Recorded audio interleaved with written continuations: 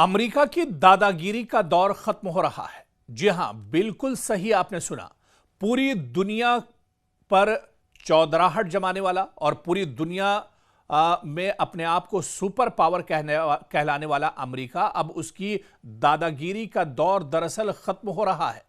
आप देखिए कि जिस तरह से ईरान के साथ अमेरिका को बुरी तरह से शिकस्त का सामना करना पड़ा है और इसके बाद दुनिया के कई बड़े मुल्कों ने अमेरिका का साथ छोड़ दिया। इस बीच आप देखिए कि बर्तानिया के वजीर आजम कियर स्टारमर ने वाजे किया है कि वो ईरान के खिलाफ जारी जंग में शामिल होने के लिए दबाव के आगे नहीं झुकेंगे। जी हां, ब्रिटेन ने बिल्कुल साफ कर दिया है कि अमेरिका दरअसल दबाव बनाने की पॉलिसी इख्तियार कर रहा है। अमेरिका दरअसल दबाव बनाना चाहता है कि दुनिया के जो दूसरे मुल्क हैं वो भी ईरान के साथ इस जंग में खड़े हो जाएं। ब्रिटेन को दरअसल अमेरिका ब्रिटेन पर दबाव बना रहा है, लेकिन ब्रिटेन ने और ब्रिटेन के वजीर आजम स्टारमर ने यह क्लियर कर दिया, यह साफ कर दिया है कि वो अमेरिका के दबाव के आगे झुकने वाला नहीं है। आपको बता दें कि पार्लियामेंट में खिताब करते हुए स्टारमर ने कहा कि यह हमारी जंग नहीं है, मुझ पर पॉलिसी तब्दील करने के लिए काफी दबाव डाला गया है और इस दबाव में गुज़िश्ता रात पेश आने वाले वाकयात भी शामिल हैं। उन्होंने मजीद कहा कि मैं अपना फैसला तब्दील नहीं करूंगा, मैं दबाव के आगे नहीं झुकूंगा। इस जंग में शामिल होना हमारे कौमी मफाद में नहीं है और हम ऐसा नहीं करेंगे। मुझे मालूम है कि मेरा मौक़िफ़ क्या है।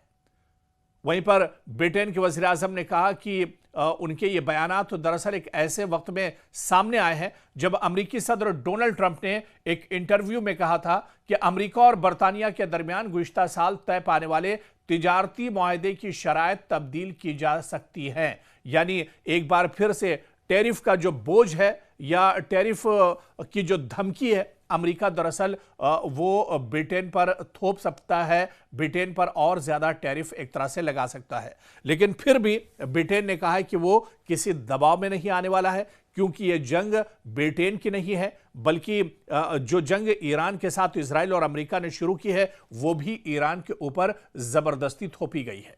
तो अब ऐसे में जो एक डर और खौफ पूरी दुनिया पर अमेरिका का था, सुपर पावर का जो एक डर पूरी दुनिया पर था, वो डर दरअसल अब खत्म हो रहा है और अमेरिका की जो दादागिरी पूरी दुनिया पर चलती थी वो दरअसल अब एक तरह से खत्म हो रही है। और आप देखिए कि अमेरिका दरअसल पूरी दुनिया में अपने आप को चौधरी समझता है, अपनी पूरी दुनिया का दरअसल अपने आप को रहनुमा समझता है, लीडर समझता है और इसी वजह से जहां पर चाहता है वो खुलकर कार्रवाई करता है। आप देखिए कि एक लंबे अरसे से पूरे मशरिक़ वुस्ता पर, पूरे मिडिल ईस्ट के जो ममालिक थे वो दरअसल अमेरिका की सिक्योरिटी में एक तरह से रहते थे। अमेरिका ये कहकर लाखों अरबों खरबों रुपये उनसे वसूल करता था कि वो दरअसल उनकी हिफाजत कर रहा है, लेकिन ईरान ने अमेरिका की पोल खोल दी और यह दुनिया के सामने जाहिर कर दिया कि जो अमेरिका अपनी हिफाजत नहीं कर सकता है, जो अमेरिका खुद एक तरह से महफूज नहीं है, सेफ नहीं है, वो अमेरिका दूसरों की हिफाजत क्या करेगा।